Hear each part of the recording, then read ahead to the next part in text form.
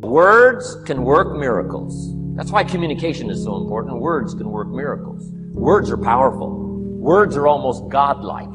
In fact, ancient script says the Word was God. God was the Word. Wow, words and God. What if somebody can't possibly see how they could do well, how they could become successful, how they could transform their lives and their health, their future, and their finances, spiritually, in every other way? They can't see, and you come along and share your story, and maybe borrow some other stories. And by the time you get through with a good presentation to this person, they say, now I can see. Before you got here, I was blind. I was in the dark. And while you were talking, some things dawned on me. Is it possible to create light with human intelligence, with words? And the answer is, of course, of course. Here's part of the spectacular opportunity as a human being. One person talking to another. It's got so much power, so much potential. A mother talking to a daughter, a father talking to a son, salesperson talking to a client. Nothing more magical and powerful, awe-inspiring than words have the ability to dramatically affect people's lives and futures. So become a good communicator. Let me give you some good keys to good communication. Here's number one. Have something good to say. Communication starts with preparation. Getting ready to speak this year. Getting ready to speak next year. Attend the classes. Read the books. Have something good to say. Here's 4 good words to help you to have something good to say. One is interest. Develop a new interest in people and life, and what's going on, economics, politics, religion, social structure, possibilities, opportunities. Develop a new interest. Here's the next word, fascination. Goes that step beyond interest. That's why kids learn so much that first 6 years. Fascination. Adults are walking on ants. Kids are saying, don't walk on these ants. I'm studying these ants. I'm looking at these ants. Kids are so fascinated. How come an ant can carry something bigger than he is? That's how come they learn so much. They're fascinated. And here's another little clue I've learned. Turn frustration into fascination if you can. You'll learn more. I've worked on this. I'm pretty good at it. Out in Los Angeles, I'm on the freeway. My airplane leaves in 45 minutes. The traffic is moving not 1 inch. I am now fascinated. I'm telling you. Now, it doesn't work every time. That's true, but every time it does work, I'm telling you, you'll come away with more. Learn to be fascinated instead of frustrated if you possibly can. Turn that little scenario on for yourself. Next is sensitivity. You got to understand, we use the phrase where people are coming from, where they've been, what's going on. Sensitivity training is so important. People not like you, people that have got challenges and problems and difficulties. You got to do your best to be sensitive to other people, where they find themselves, the pit they might be in currently, what's going on. Be sensitive to that. Here's 2 of the greatest things said about Jesus. 1, it said he was touched. He was touched by where he found some people. He was touched by the misery he found some people in. He was touched. He was touched. And here's the other word. He was moved, it said. He was moved, touched and moved. If you really want to communicate well, you got to be touched and moved. Not just by your own drama of life, but by the drama you know is going on in other people's lives. Sensitivity. How does an adult 40 talk to a child who's 12? You got to be sensitive. Not just to your current situation. One of the best ways to identify with a child who's 12 and you're 40 is remember when you were 12. Go back, remember the scenario and let it hit you again, let it touch you again. I don't have any problems with 12-year-olds. I remember almost every day of being 12. 12's a unique year. 1, you're not 13. I mean, you know, if I heard it once, I heard it 100 times. Of course you can't go, you're not a teenager. Wow, I can't wait for this year to be finished. Remember, that's part of sensitivity. Remember. Apostle. One who became an apostle, leader of the Christians, was once Saul from Tarsus, hater and killer of the Christians. After he was converted, became a leader, became Paul apostle, revered. Why was he so effective in his language, in his ability to touch people with his words and with his presence? If you read part of the scenario of his history, he gave an account of his own life and said, here's why I think I'm so effective. I remember the pit I came from. Sure, they call me apostle, but I used to kill these Christians, and I never forget that. If I want to get in touch with other people's difficulty, I got to remember my own difficulty. Let it hurt again. That's what makes a good performance. A good actor, a good actress, the emotion close to the surface from the remembrance of things past. And then well-chosen words delivered with emotion, powerful. The last word is knowledge. You just got to go through exercises like this. Take the notes, work hard, roll up your sleeves, go to work. Gather the knowledge in journals, gather the knowledge in notebooks, gather the knowledge in a library and cassettes and videos and every other means. Gather knowledge. Don't be lazy in learning. A major part of communication is preparation. Now here's the next part of good communication. Say it well. One is having something good to say. Number two is saying it well. Let me give you a quick list on saying it well. Number one, sincerity. Best place to start if you want to communicate well is let your sincerity show. Next is repetition, the mother of skill. I've been at this 33 years. Somebody says, well, you give a pretty good seminar. I should. 33 years? Next, brevity. Sometimes you don't need many words if you're totally sincere, I'm telling you. Jesus' presentation in gathering up his team called disciples was fairly short. He just walked around the countryside, took a look at somebody and said, you follow me. That's brief. I mean, that's short. Now, why could he get by with such few words? And this takes care of a lot that I've tried to share with you today called personal development. Here's why I think Jesus could get by with such few words. For all that he was, that he didn't have to say. Take that scenario home. For all that I am, that I don't have to say. Just a few words could be dynamic in affecting someone else's life. A child, a business colleague, a sales client. Next, vocabulary. Got to work on your vocabulary.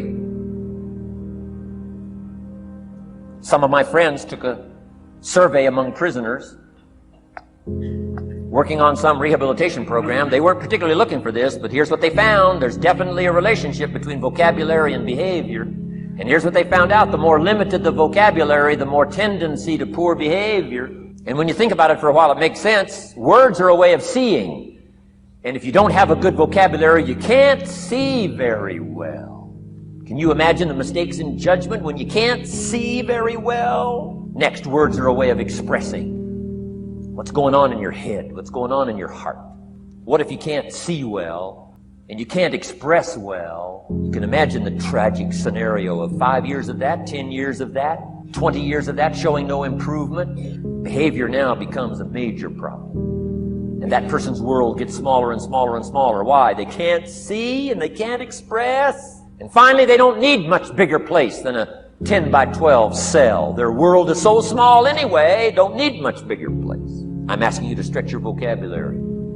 I used to put words up on a 3 by 5 card. I drove a lot back in those days, but at the end of the day, I'd mastered 2 or 3 words.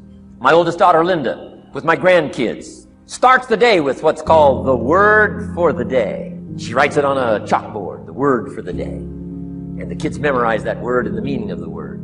And several times during that day, Linda, my daughter, would say, what's the word for the day? Natalie would say superficial. And she would say, Nathaniel, what does that mean? On the surface.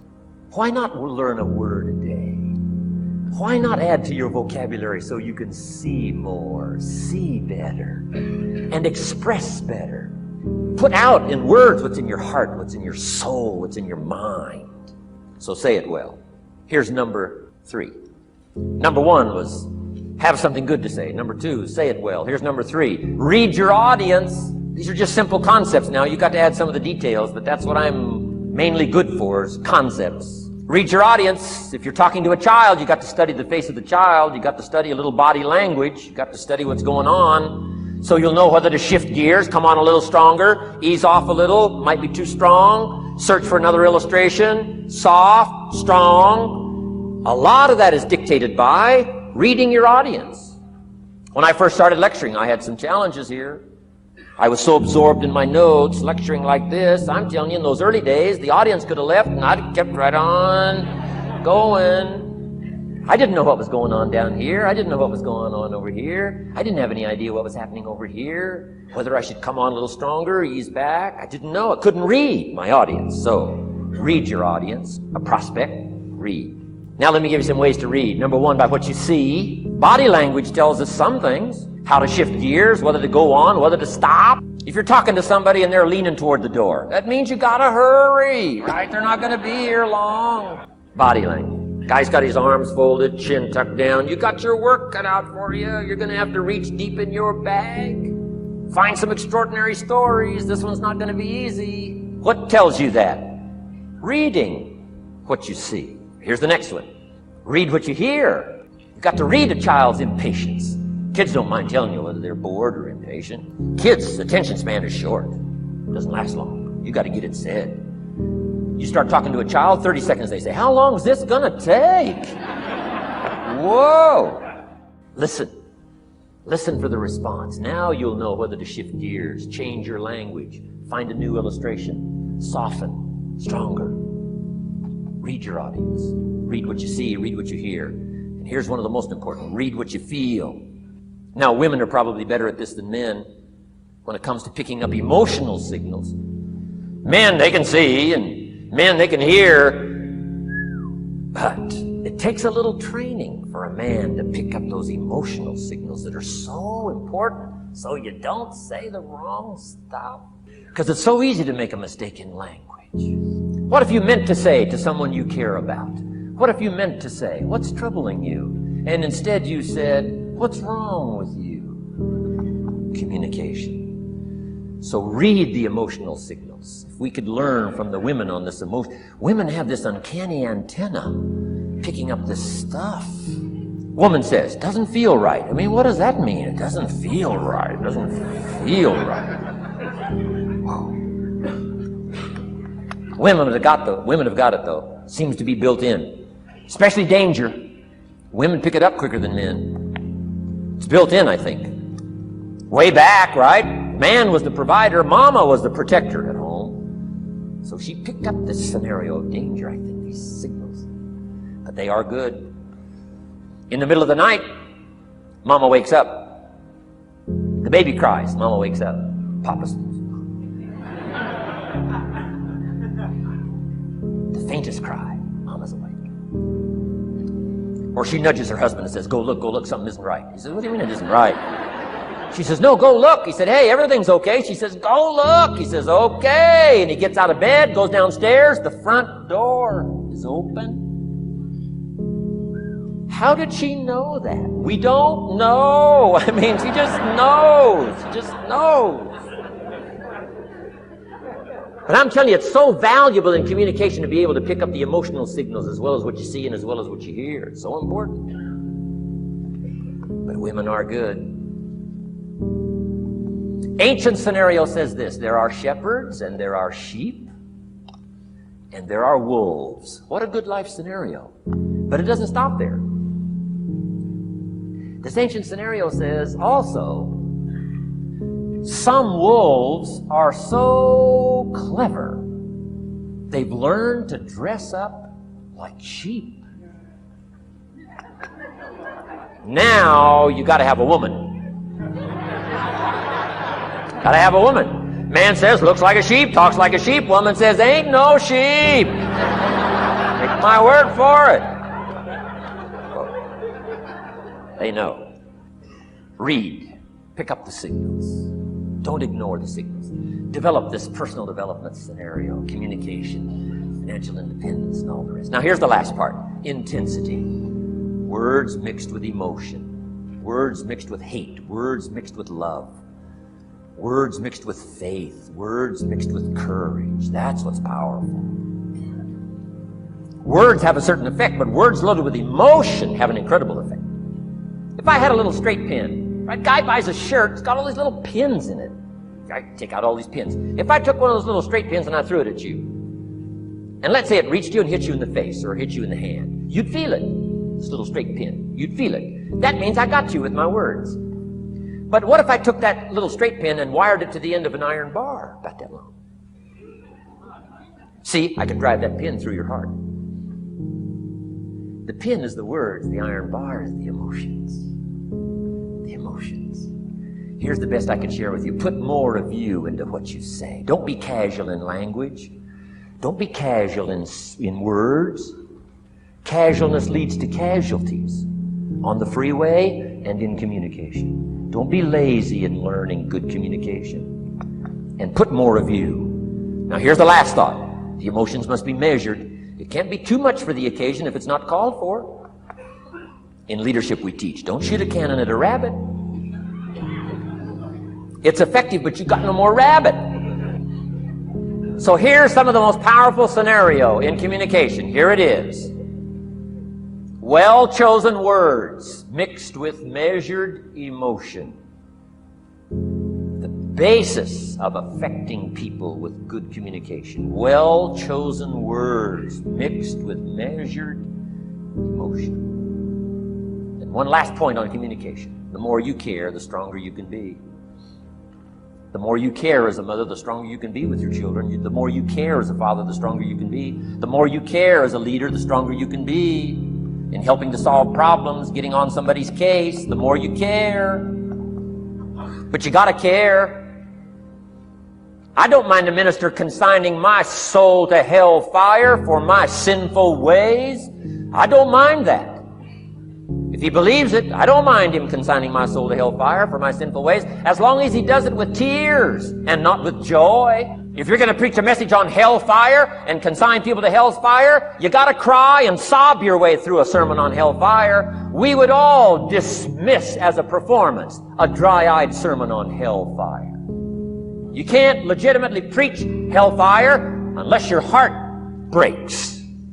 Otherwise, it's a performance. Otherwise, we could all dismiss it. Why?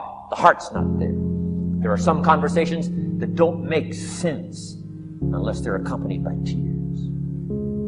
It doesn't mean anything unless it's accompanied by a broken heart. Learn measured emotions. Remember, draw from well-chosen words, expanded vocabulary. Be interested and fascinated. Pull all this together. I'm telling you, your ability to touch other people will grow day by day, week by week, month by month, year by year.